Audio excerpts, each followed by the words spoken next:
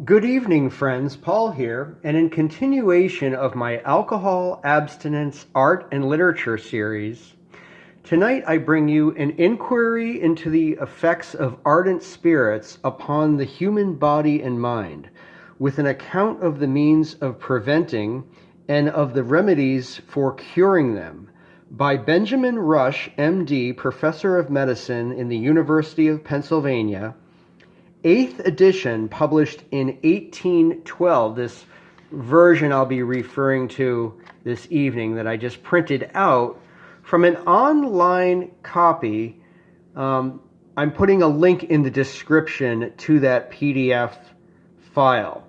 The original was published in 1784, so you can see the 8th edition already in 1812 shows how popular and influential Dr. Rush's work here is. Dr. Benjamin Rush lived from 1746 to 1813, spent his whole life predominantly in Philadelphia. He was a signer of the Declaration of Independence and a doctor to the Lewis and Clark expedition.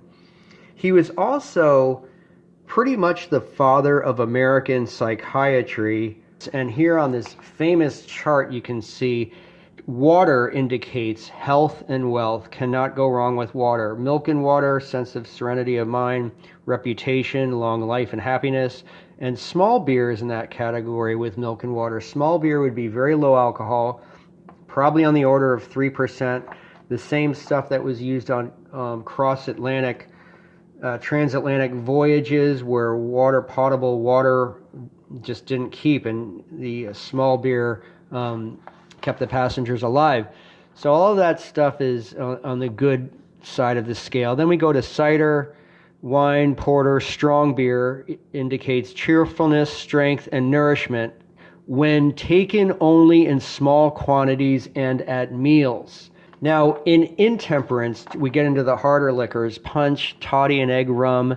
Rum, of course, in the colonies was prevalent everywhere. It's ubiquitous. Grog, brandy, flippin' shrub, some kind of drink of the day, bitters, drams of gin, brandy, rum in the morning, the same morning and evening, the same during the day and night, where it gets really extreme when you're drinking around the day and the night. So you can see the columns for vices, diseases, and punishments going corresponding with all those things I just read. And you basically go from idleness and sickness and debt right up through tremors of the hands and mourning, puking, bloatingness, jail, fighting, inflamed eyes, red nose and face, black eyes, lying, sword and swelled legs, jaundiced, hospital or poorhouse, stealing, pains and burning in the hands and feet, Bridewell, which was a work prison, perjury, epilepsy, state prison. So you go from work prison to state prison. Finally, burglary, murder, melancholy, palsy, apoplexy, madness, despair, and doing life or the gallows. In the first section, Dr. Rush outlines the effects of intemperance. One in particular that I want to showcase here is certain extravagant acts which indicate a temporary fit of madness. These are singing, hallooing, roaring, imitating the noises of brute animals, jumping, tearing off clothes, dancing naked, breaking glasses and china, and dashing other articles of household furniture upon the ground or floor. After a while, the paroxysm or drunkenness is completely formed. The face now becomes flushed. The eyes project and are somewhat watery. Winking is less frequent than is natural. The under lip is protruded. The head inclines a little to one shoulder. The jaw falls. Belchings and hiccup take place, the limbs totter, the whole body staggers. The unfortunate subject of this history next falls on his seat.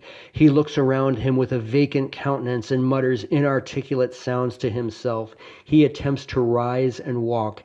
In this attempt he falls upon his side, from which he gradually turns upon his back.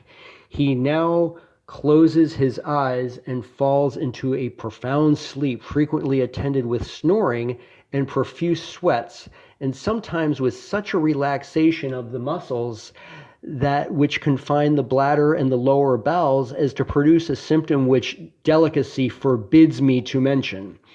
In this condition, he often lies from 10, 12, and 24 hours to 2, 3, 4, and 5 days, an object of pity and disgust to his family and friends. His recovery from this fit of intoxication is marked with several peculiar appearances. He opens his eyes and closes them again.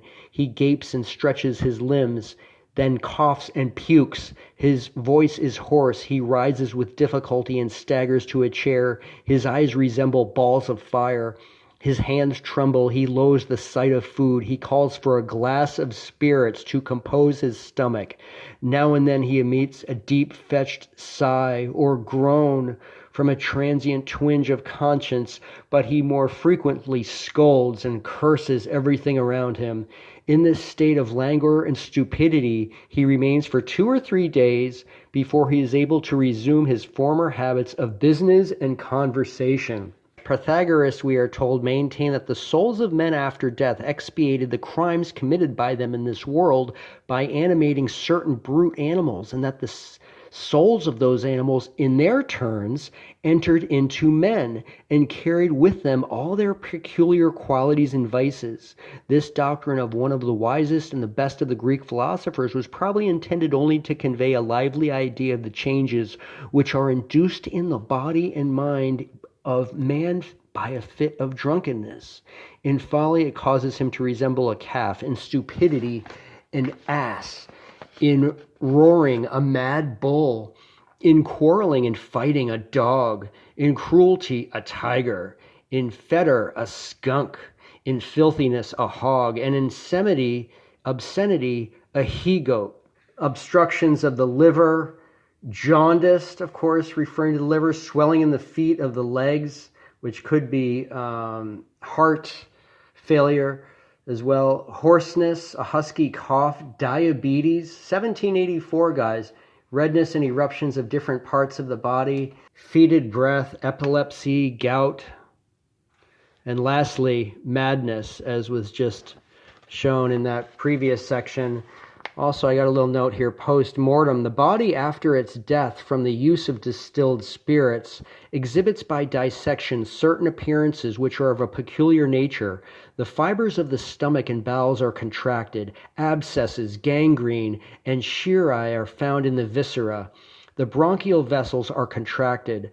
The blood vessels and tendons in many parts of the body are more or less ossified, and even the hair of the head possesses a crispness which renders it less valuable to wig makers than the hair of sober people. Not less destructive are the effects of ardent spirits upon the human mind. They impair the memory, debilitate the understanding, and pervert the moral faculties. Thus we see poverty and misery, crimes and infamy, diseases and death are all the natural and usual consequences of the intemperate use of ardent spirits. I have classed death among the consequences of hard drinking, but it is not death from the immediate hand of the deity, nor from any of the instruments of it which were created by him. It is death from suicide. Yes, thou poor degraded creature, who art daily lifting the poison bowl to thy lips, cease to avoid the unhallowed ground in which the self-murderer is interred, and wonder no longer that the sun should shine and the rain fall and the grass look green upon his grave. Many instances of persons who have followed the most laborious employments for many years in the open air and in warm and cold weather, who never drank anything but water and enjoyed uninterrupted good health. And then he goes through cider and malt liquors and wines and how they can add to health and wellness if taken in moderation. And he also goes through other drinks like molasses and water and vinegar as being health tonics. The sugar maple sap, the thin juice, which has long been used by farmers in Connecticut as a cool and refreshing drink in the time of harvest. For example, coffee possesses agreeable and exhilarating qualities Other remedies for intemperance, the use of the cold bath in the morning and of the warm bath in the evening, are happily calculated to strengthen the body the former part of the day and to restore it in the latter from the languor and fatigue which are induced by heat and labor. Eating figs and raisins like Jewish soldiers, and a bread composed of wheat flour, molasses, and ginger, commonly called gingerbread. Yum, guys, right? Taken in small quantities during the day as a health regimen. All of these with either animal or vegetable nature lessen the desire as well as the necessity for cordial drinks and impart equable and durable strength to every part of the system. So, you're going from drinking brandy and grog all day long to drinking water, molasses and water, or perhaps a nice wedge of gingerbread. Sounds pretty good to me. He also mentions, and it's in a couple of places in this text, how opium is safer than drinking alcohol, which is interesting culturally because opium was in so many patent medicines.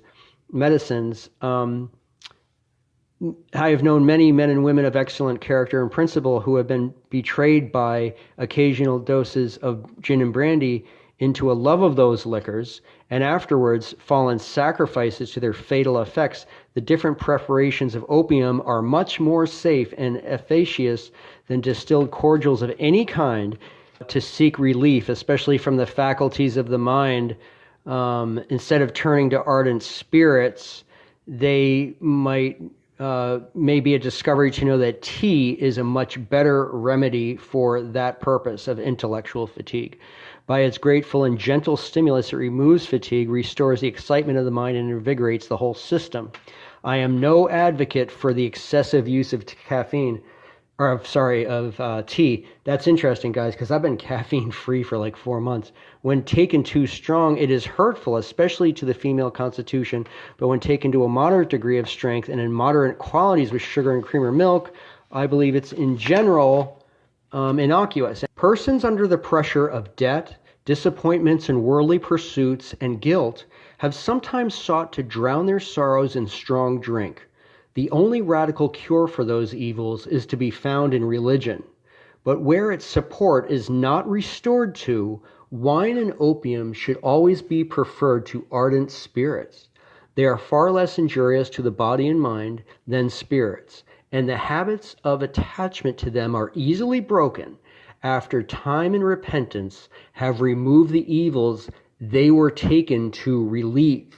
Dr. Rush continues with this progressive nature of alcoholism, basically, in these passages here where a person may start off with a little rum and water, but the effects get less and less. And then he's mentioning a person he knew in Philadelphia of sober character, who started off with just some rum and water and a little sugar. From slings, he advanced to raw rum and to Jamaican spirits.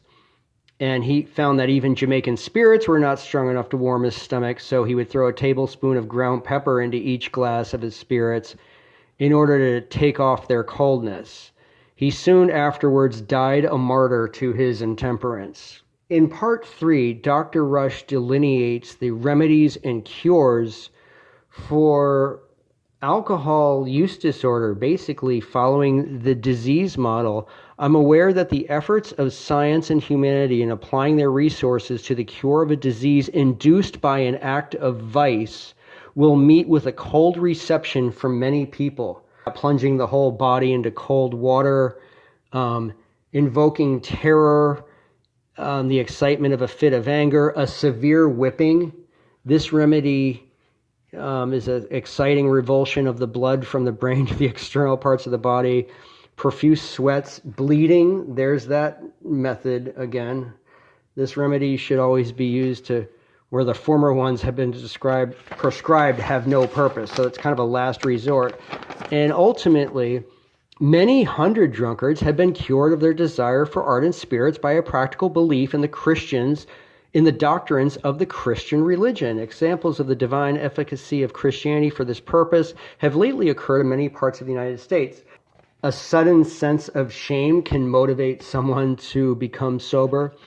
This is a funny story. A noted drunkard was once followed by a favorite goat into a tavern, which was invited into by his master and drenched with some of the master's liquor. The poor animal staggered home with his master, a good deal intoxicated. The next day he followed his master to the accustomed tavern. When the goat came to the door, he paused. His master made signs for the goat to follow him into the house. The goat stood still. An attempt was made to thrust the goat into the tavern. He resisted as if struck with the recollection of what he had suffered from being intoxicated the night before. His master was so much affected by a sense of shame in observing the conduct of his goat to be so much more rational than his own that he ceased from that time to drink spirituous liquors.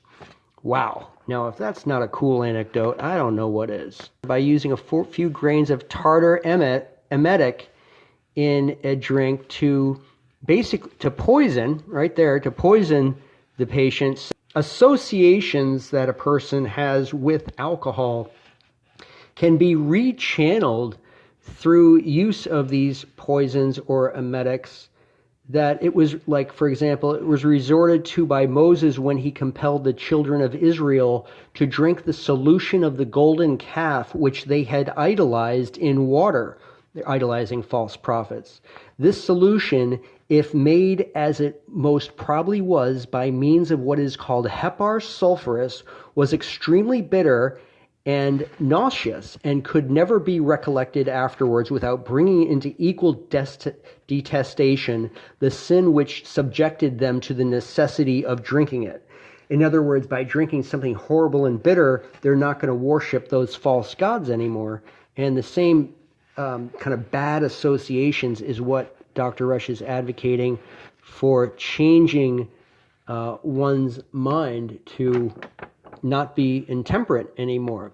He also goes through the times of day or the places where these associations for drink may be encouraged, like in the morning, some at noon, some at night, some on market day, some at one tavern only, and some in only one type of company. Now, by finding a new and interesting employment or subject of conversation for drunkards at the usual times in which they have been accustomed to drink, and by restraining them by the same means from those places and companions which suggested to them the idea of ardent spirits, their habits of intemperance may be completely destroyed. The whole topic today of neuroplasticity and of our brain's abilities to be rewired with different patterns and thoughts and subsequent thoughts and actions. If you're watching this from AA, you'll get a kick out of this. The love of ardent spirits has sometimes been subdued by exciting a counter-passion in the mind. A citizen of Philadelphia had made many unsuccessful attempts to cure his wife of drunkenness. At length, despairing of her reformation, he purchased a hogshead of rum, and after tapping it, left the key in the door of the room in which it was placed, as if he had forgotten it. The design was to give his wife an opportunity of drinking herself to death. She suspected this to be his motive in what he had done and suddenly left off drinking. Resentment here became the antidote to intemperance. We're approaching the end here, guys. This section is interesting as it invokes the Washingtonians nearly 50 years later and the women's Christian temperance movement and the Band of Hope in England as well a few years later, where Dr. Rush writes, I have known an oath taken before a magistrate to drink no more spirits produce a perfect cure of drunkenness. It is sometimes cured in this way in Ireland. Persons who take oaths for this purpose are called affidavit men. And in a video coming up, guys, I'm going to show you some really fun pledge cards, which were very popular during the golden age for temperance movements. Other people who have visions of death will suddenly be cured of intemperance. And the last paragraph, Dr. Rush insists that it's been said that the disuse of spirits should be gradual, but by my observations authorize me to say that persons who have been addicted to them should abstain from them suddenly and entirely. So there's no room for wiggle room with the cider and the beer, the small beer for this crowd. This is entirely. So again, that's kind of showing the teetotalers that are going to come on the scene with total abstinence a little later on. Taste not, handle not, touch not should be inscribed upon every vessel that contains spirits in the house of a man who wishes to be cured of habits of intemperance. Bottom line, this is total abstinence being encouraged from anybody who's suffered from those heretofore mentioned problems, to obviate for a while the debility which arises from the sudden abstraction of the stimulus of spirits. Laudanum, that's opium, or bitters infused in water should be taken, and perhaps a larger quantity of wine or beer than is consistent with the strict rules of temperate living. That's just to get through the worst time. By the temporary use of these substitutes for spirits, I have never known the transition to sober habits to be attended with any bad effects, but often with permanent health of body and peace of mind. The end. Guys, thanks for hanging with me this evening as we've taken a comprehensive look at Dr. Rush's An Inquiry into the Effects of Ardent Spirits upon the Human Body and Mind from 1784. There's many more passages in here if you want to check out that link in the description below. If you enjoy this content, I'd love to hear about it in the comments section, and we'll see you guys soon.